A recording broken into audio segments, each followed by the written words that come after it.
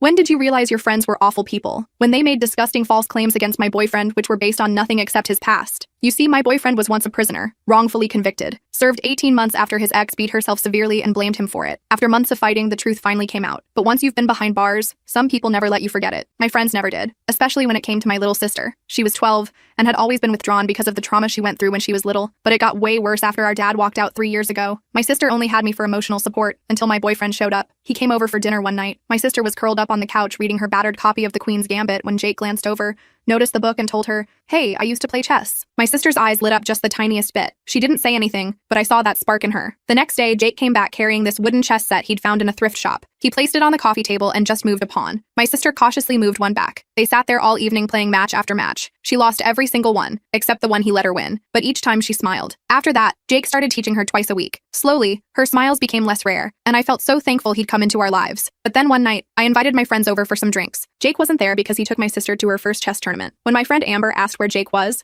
I told them and explained how he'd been teaching my sister chess and had helped her come out of her shell. Amber gave Tessa and Zoe a weird look, and the room went quiet. "He spends a lot of time with her, doesn't he?" Tessa said carefully. Amber nodded slowly and added, "They text too, right? Like when you're not even around." I could feel the mood shifting and got defensive. "It's not like that," I said. "My sister needed someone, a male role model, and Jake was there. He's been amazing for her." Zoe, always the blunt one, chimed in. "Yeah, but what 20-something guy spends so much time alone with a 12-year-old girl, especially one who was in prison? It's creepy. I don't want to be that person, but he's showing all the signs of grooming. That's how these things start." I felt sick to my stomach. "He was wrongfully convicted," I snapped back, my voice shaking a bit, but they just exchanged those knowing glances again, like I was being naive or blind. After that night, everything Jake did got twisted in my head. At a barbecue, instead of playing cards, he spent an hour helping my sister set up her new telescope and showing her constellations. All I heard in my head were my friends' whispers about how inappropriate it looked. Then when my sister had a panic attack before a school presentation, Jake was the one who calmed her down on the phone because I was stuck at work. Instead of feeling grateful, I heard my friends saying how wrong that was. Even during a movie night, when my sister fell asleep with her head on Jake's shoulder, I watched with anxiety, wondering if my friends were right. Finally, I hosted another girls' night, hoping to clear the air. But after a few drinks, Amber said what they'd all been thinking. "You need to open your eyes. Your boyfriend was literally a prisoner. There's no reason a grown man gets that close with a kid unless there's something messed up happening." I asked them to leave. I was furious, hurt, and confused. After they left, I found my sister's journal lying open. There, she'd written, "Jake says I'm smart enough to go to college for astronomy someday. No one's ever believed in me like that before, not even Dad." Seeing that, everything finally clicked. Jake was the only one giving her hope. The only inappropriate thing here was how quickly my so-called friends assumed the worst just because Jake had once been a prisoner. I knew I needed to call them and clear the air before they did anything drastic. I couldn't tell you what I did next here. The full story is on my channel and linked below.